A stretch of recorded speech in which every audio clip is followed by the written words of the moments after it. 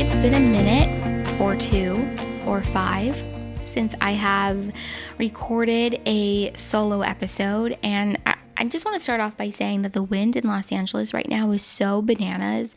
It is so crazy. It is so loud. So if you hear like trees knocking in the background, some squeaking noises, if it sounds like I'm stuck in a horror movie, like a scary soundtrack in the background, that's not what's happening. The best way to describe it is, you know that movie, The Holiday, and oh my God, what is that actress's name? Oh my God, it's going to bother me. I'm going to Google it right now as I talk. But you know that scene with Santa Ana wins and the dust blows in her eye and Jack Black, takes it out, removes it from her eye. And there's this super sweet romantic movie moment. Yeah, that's basically the best way to describe it, except, it's Kate Winslet. Okay. That scene with Kate Winslet and Jack Black. Okay, that's the best way to describe the Santa Ana wind kind of moment we're having right now, except there's no meet cute movie moment with me standing in the driveway with dust in my eye and some guys taking it out. So I digress. But anyway, hello, welcome back to Seek the Joy podcast. Happy Seek the Joy Tuesday. Happy first solo episode of 2019. I am so happy to just be sitting here and chatting with you guys. So last Friday, I attended my first ever event where I was speaking on behalf or representing the podcast. And it was called the Reckoning Rally. It was a pre-Women's March event at the Riveter in Los Angeles. And it was an evening of kind of coming together and collaborating and organizing. We were making buttons and hats and t-shirts and posters, and I also got up in front of everybody and just spoke about who I am and what the podcast is all about. And then after that, kind of went around and connected with people and had conversations, and a theme kind of kept presenting itself all evening, which was, how do you maintain an interest or a commitment to your passions when you have so much going on? And also within that, how do you maintain a level of consistency when your plate is overflowing or you have so many passions or interests or projects that you're working on? And I thought that this was such an interesting theme that sort of kept presenting itself because it's a theme in my life right now, which is, how do you stay committed? How do you stay consistent? How do you keep showing up for yourself and showing up for what you've created and what you want to create when you're so inundated and overwhelmed? And how do you remain consistent within that? And I think my biggest takeaway from these conversations and what I really want to share with you is something that I shared with a lot of women on Friday, which was, I think we need to change how we view consistency. And let me explain what I mean by that. When we talk about being consistent, we immediately think of it this way, as we're showing up week in and week out. We keep putting out the same level of output and energy.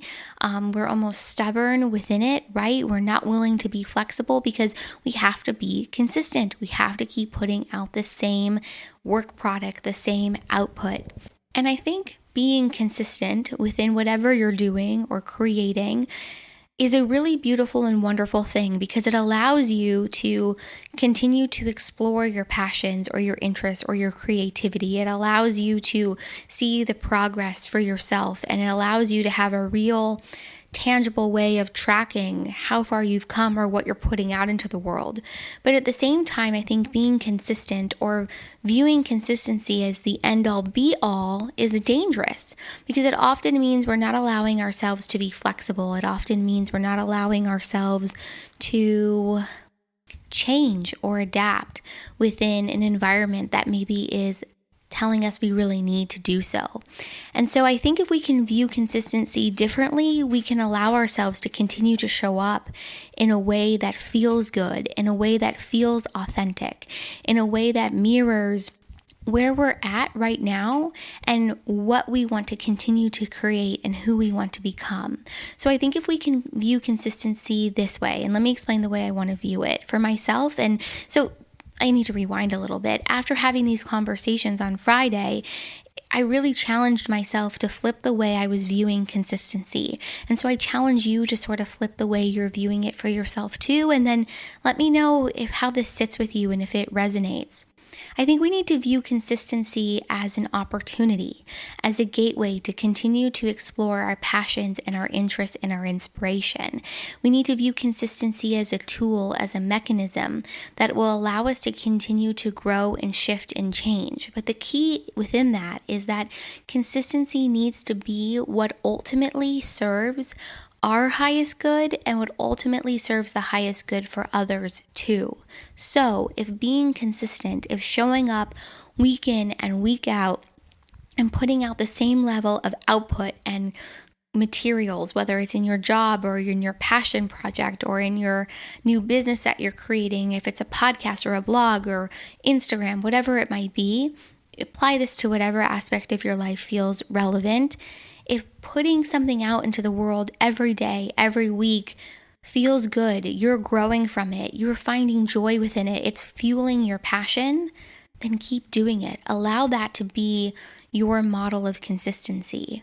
But if you get to a space where doing that is exhausting, it's draining, it's not filling your passions, it's not filling your tank back up, if it's not allowing you to grow, if it's stifling your creativity, if it's stifling your passion and your zest for life, then you need to pull back and you need to redefine and remodel what consistency looks like for you in the moment. Because ultimately, being consistent and showing up for ourselves, whatever that might look like, has to be what serves our highest good. It has to be what allows us to grow and shift and change. So I challenge you to join me in challenging myself to change the way I look at consistency. And so that was really the biggest thing that I shared on Friday with all of these different women that I was talking to, which was, I think we need to change the way we look at being consistent. We need to change the way we look at how we show up in the world and give ourselves a break and show ourselves a little bit more compassion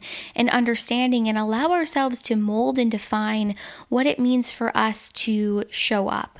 And so if you're somebody that puts out a blog post every day and it's draining, bring it down to 3 times a week, once a week, whatever it'll take for you to feel that fire and that passion ignite. But I will say too, at the same time, if it makes the most sense for you to pull back completely and for you to take a step back so you can really evaluate where you're at and where you want to go and where you want to grow, that's really important too. You have to allow yourself the space to explore what will make the most sense for you. But if you don't allow yourself that space, if you don't allow yourself that exploration, you're never going to figure out what that looks like. So as you can tell, this reckoning rally on Friday was extremely thought-provoking for me, and it was such a valuable experience. And not to mention the fact that I got up in front of a room of probably like over 50 people, which is a big crowd for me, and spoke and shared about the podcast and what this journey has been like. And so I'm just so grateful for the lessons and the conversations that keep coming out of this podcast, that keep coming out of my choice to be open and authentic and to share my voice in ways that, quite frankly, still scare me. Not as much as it used to, but I think it definitely still scares me. And the last thing I want to share, I think, in this week's solo episode, there was a ton I want to share, but something that I really want to share is something that I overheard last week, which was, it's not about who you are now, it's about who you want to be. And I think it's important, especially as we start off this new year, as we start off 2019, to really think about the dreams and the goals and the visions that we have for ourselves and for our future that we're really holding on to. And I think it's important to remember that those dreams and those visions are not meant to be embodied at a later date. They're really meant to be embodied right now. And so to be who you want to be means you have to choose that person right now. Don't wait for X, Y, or Z to happen.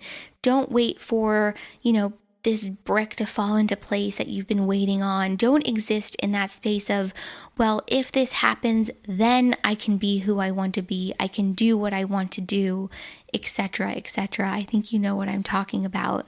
I think in order to be who we want to become means we choose the embodiment of that person right now. And so it goes back to what I was saying about consistency.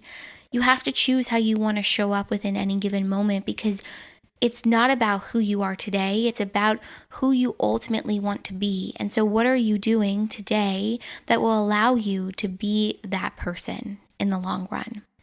And I think really building off of that, I think I have to mention the fact that this week is my birthday. And as I said that, it was just 10 minutes and 23 seconds. 1, 2, 3. My birthday is January 23rd, and I'm about to be 28 years old. So whenever you listen to this, it may already be my birthday. I might have already turned 28. And 28 feels like a big year for me. It feels like a year of embodiment. It feels like a year of taking all of the steps and the stones that I've had laid in front of me on my path and beginning to really mold them and shape them in the direction that feels aligned with my joy and my passion and my inspiration and my truth. And I really don't know what this year is going to bring. I do know that 27 was a big year for me. It was a big year of deepening. It was a big year of connection and transformation and beginning to pull back the layers even more deeply of who I am, where I've been, and where I'm going. And my biggest intention for 28 is to continue that journey and to continue that deepening and that transformation and to really allow myself to grow. I talk about this a lot on the podcast with guests over the last year, but we often clip our own wings without even realizing it because we prescribe to some sort of limitation or expectation that's been placed on us. And my biggest intention for 28, for 2019, is to allow myself to fly, to not clip those wings, to begin to really fully embody the woman that I am and the life that I want to live and the path, I'm going to get emotional, and the path that I want to take, and to not let any perception of who I used to be, of old patterns or behaviors or someone else's vision or version of who they believe I am, to stop me and to get in my way. And I think ultimately that's my biggest wish for everyone, is that we all reach a space within ourselves where we choose to recognize our value and our worth and then really embody it. And so I think 28 is the first year, well, not the first year, but I think it's the beginning of doing that for myself. It's interesting because this year for me is a 9 personal year. So I haven't talked a ton about numerology on this show, and I hope to get a numerologist on the podcast. So if you know a great numerologist that's reliable and checks out and all that good stuff, I would love to have a conversation with them, because we each have a personal cycle, a personal year cycle, and a 9-year cycle. And so the way you determine that is you take your birth month, you add it to your birth date, and you add it to the year that we're in. So 2019 is a year of 3. I'm born on January 23rd. So you add 1 plus 2 plus 3 plus 3, and you get a 9. And so a year of 9 is a year of completion and unraveling and kind of tying up loose ends from what I really understand. And if I take a look at the last 9 years of my life, I can really see that. I can see how this year could and should be a year of completion. I've also read about the 9-year that it's a year where it forces you to really look at the reality of your past and how it's impacting your present, and then you have to decide how you want to create your future.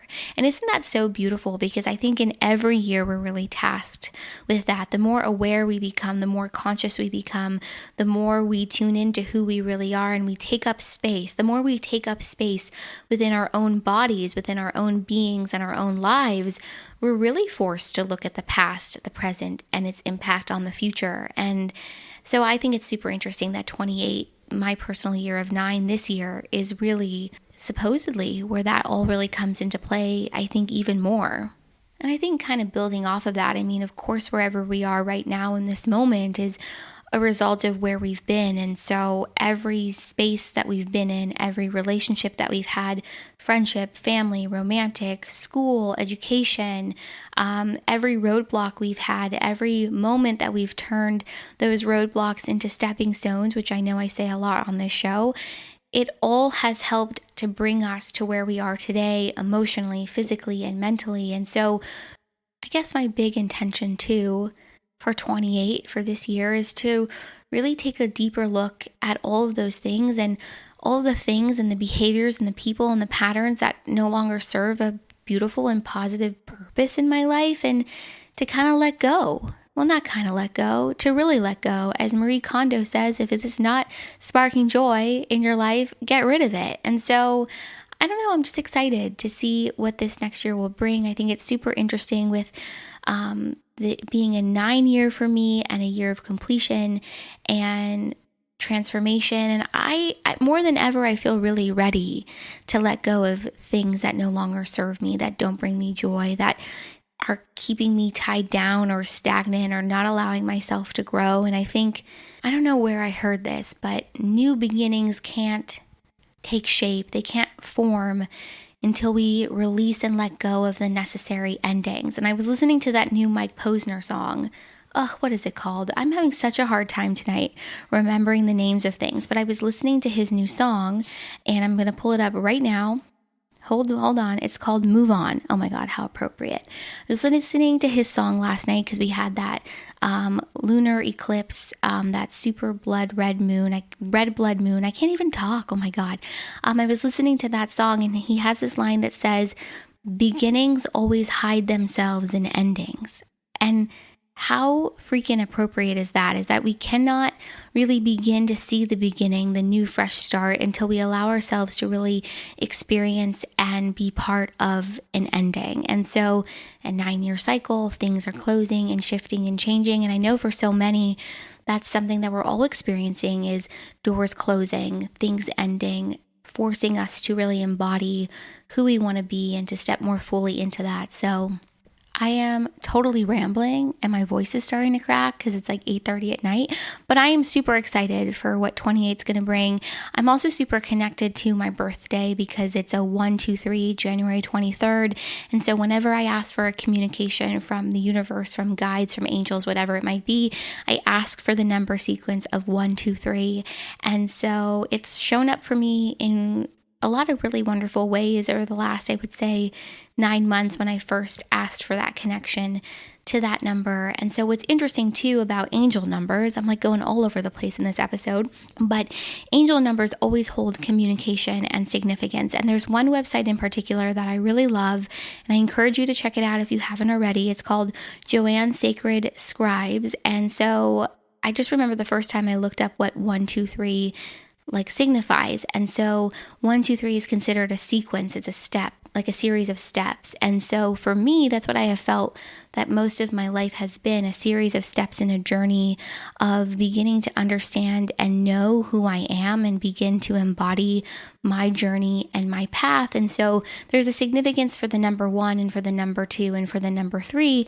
But when you put them all together, it's really about steps forward and embodying your own progress and your balance and your faith and your expression and coming from a space of your authentic self. And I feel like much of my almost 28 years on this planet has been a lot about that. So just a little fascinating fun fact, I guess.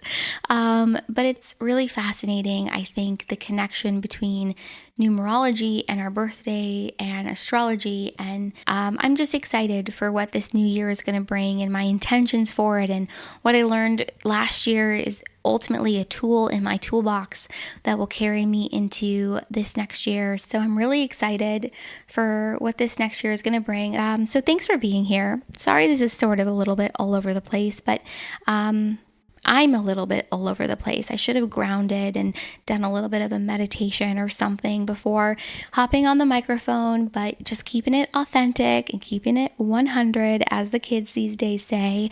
Before we go, if you want to support my work on this show, if you want to continue to support Seek the Joy podcast, I would be so grateful if you shared this episode or your favorite episode. We've had so many good episodes, by the way, in the last month. Josette Kasik, Jess Rothley. We have a really awesome episode coming out next week. I'm just so in awe and impressed with the wonderful women and the wonderful people who have come on the show to share their stories. We had a storytelling episode last week, so I would be so grateful if you shared this podcast with your friends or your family or your coworkers or on your social media channels. Make sure to subscribe on Apple Podcasts or really wherever it is that you listen to podcasts. Leave us a rating and review. I would be so grateful. We are almost at 100 ratings and reviews in the Apple Podcast store thingy in the United States. So I'm so excited about that. I want to do something when we hit 100 to celebrate. What else? Make sure to join the conversation on our social media channels. I love connecting with you guys there, and I'm officially done rambling. This is a big period of transformation and flux and transition for me, and I'm excited just to continue to share as things sort of unfold. And with that, I wish you guys a really beautiful week. I don't have a big plan for my birthday other than going to work and then celebrating with some of my really good friends, some of my oldest friends this weekend, but it's going to be good. I'm excited to ring in my new year on this planet, and I'm excited that I get to do it with you guys too. So with that, I will leave you, sending you lots of love. Have a wonderful week, and I will see you right back here next week for another Seek the Joy Tuesday.